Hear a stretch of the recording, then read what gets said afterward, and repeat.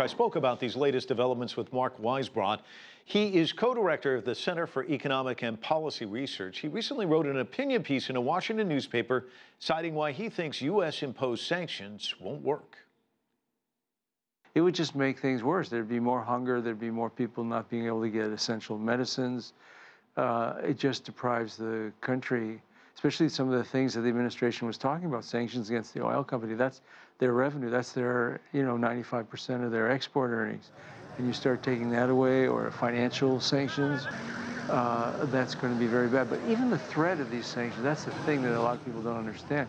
When the Trump administration says that they're going to do it, even when they don't do it, that still costs the country billions of dollars and really hurts the economy, because it means that anybody who's thinking of loaning or investing or even credit for imports, the basic commercial credits, they're not going to be able to get them, because at any moment the sanctions might come, and then anybody who's investing or loaning money won't get it back.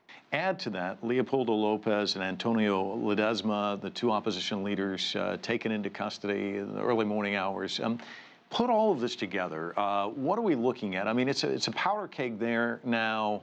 What do you see happening in the days, weeks, months ahead? Well, I think it really depends on how people, the two sides there, of course, how they deal with each other. Right now there's no negotiation, no dialogue really at all. And depends on the international community as well. So I think you have to have a negotiated solution there. Even if Maduro's promised to have the regularly scheduled presidential election next year. So that's the best hope for ending the crisis, right? Because you have an election and it's respected, then the government will be seen as legitimate by all sides. What do you see as the future for Venezuela? Yeah, I think that's the problem, that right now they're on a collision course. Right now there's violence, and the violence isn't just like, a lot of people see on TV or they read in the news that the violence is all coming from the government. They hear this figure, 120 people dead.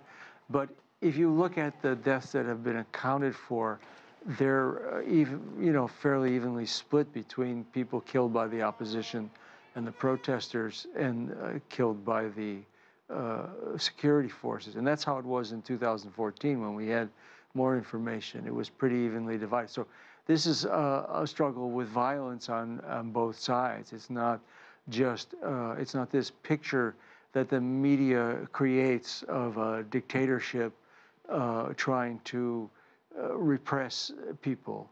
It's a struggle for power.